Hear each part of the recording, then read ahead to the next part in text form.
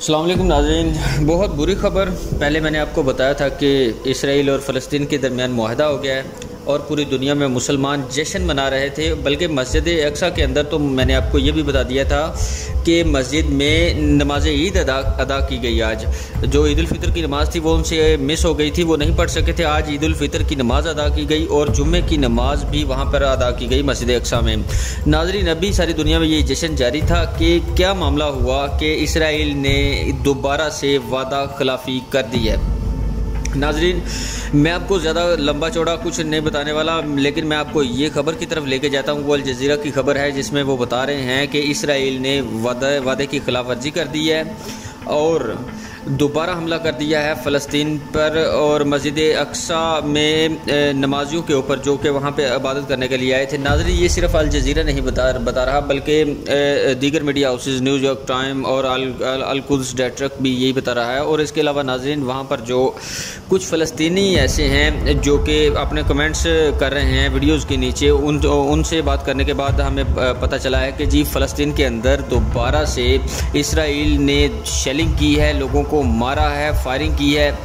ابھی تک کتنے لوگ اس میں شہید ہوئے ہیں، کتنے شہید ہوئے ہیں، یہ اطلاعات نہیں آئے ابھی تک۔ جو ہمارے پاس خبر پہنچی ہے کہ وہاں پر مسلمانوں کے خلاف دوبارہ سے آپریشن شروع کر دیا گیا مسلمانوں کے خلاف، اور جو پہلے اتنے زیادہ لوگ وہاں پر اکٹھے ہوئے تھے ان کا شاید انتظار کیا جا رہا تھا کہ یہاں پر اتنے زیادہ مسلمان اکٹھے ہوں اور ان کو یہاں پر مارا جائے اور حماس کے لیڈروں کے باہر نکلنے کا انتظار ہو رہا ہے۔ لیکن میں آپ کو یہاں پر یہ بتاتا چلوں کہ ابھی تک یہ خبر نہیں آئی ہے کہ حماس کے لیڈر بھی کیا اس میں شامل تھے یا نہیں تھے، ان پر اٹیک کیا گیا یا نہیں کیا، ابھی خبر یہ اس میں شامل نہیں۔ لیکن میں آپ کو اس کی بیک گراؤنڈ بتاؤں گا کہ جو نیتن یاہو ہے اس نے یہ حملہ کیوں کیا ہے۔ ناظرین، ایگریمنٹ کے اندر سب سے پہلے یہ کہا گیا کہ وداؤٹ اینی کنڈیشن ایگریمنٹ کیا جائے گا۔ اس کے بعد دو کنڈیشن کی گئی کہ اسرائیل کے جو قیدی ہیں وہ حماس ریلیز کرے گا اور جو اسرائیل ہے وہ حماس پر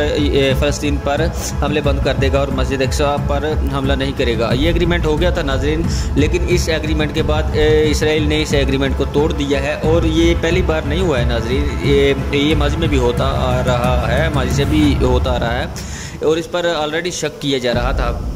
کہ اسرائیل ایسا کرے گا۔ ابھی جو ایگریمنٹ انہوں نے توڑا ہے ناظرین، میں آپ کو یہ بتاتا چلوں کہ اس ایگریمنٹ کی یہ جو ویڈیو ہے وہ میں آپ کے سامنے رکھتا ہوں، آپ پہلے ویڈیو دیکھیں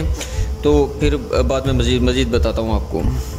یہ ویڈیو دیکھیے، اس کے اوپر آپ دیکھ سکتے ہیں کہ کس طرح ظلم و ستم ہو رہا ہے۔ میں ذرا کمپلیٹ ویڈیوز نہیں دکھا سکتا آپ کو، بہت سارے ایشوز ہیں، لیکن اس معاملے کو ذرا ذہن میں رکھیے گا کہ نیتن یاہو کے گھر کے باہر احتجاج شروع ہو گیا تھا۔ نیتن یاہو کا جو میڈیا تھا، اسرائیلی جو میڈیا تھا، اس نے جو ہیڈس کی جو رپورٹس تھیں وہ آپ کو میں نے پہلے بھی دکھائی تھی کہ اسرائیلی جو گورنمنٹ ہے وہ ہار چکی ہے، اس نے کیا حاصل کیا ہے، اس نے وہ کنفیوز گورنمنٹ ہے، وہ لوز گورنمنٹ ہے اور ان کا کوئی پلان، کوئی ایگزیکیوشن، سب کچھ یعنی بیکار ہے، سب کی سب تنقید ناظرین میں آپ کو پہلے بتا چکا ہوں کہ اسرائیلی میڈیا پر کی جا رہی تھی۔ اور اس کے بعد کیا ہوا کہ جب یہ صلح کا معاملہ ہوا تو نیتن یاہو کے گھر کے باہر لوگوں نے احتجاج کرنا شروع کر دیا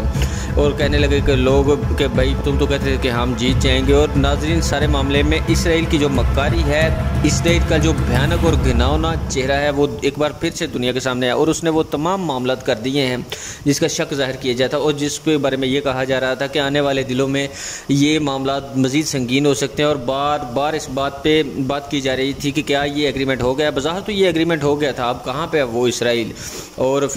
وہ اسرائیل اور فلسطین کے درمیان جو مفاہمی بنے پھرتے تھے وہ کہاں ہیں؟ سب کہتے تھے کہ یہ فتح کا سرا میرے سر ہے، یہ میں نے صلح کروائی، وہ امریکہ کدھر ہے، وہ جو بائیڈن کدھر ہے، وہ مصر والے کدھر ہیں، وہ روس کے جو ہے نا وہ پیوٹن صاحب کدھر ہیں جنہوں نے گارنٹیاں دی تھیں اور جنہوں نے اس معاملے کو ختم کرنے کی بات کی تھی، اب وہ بتائیے کہ وہ کہاں ہیں۔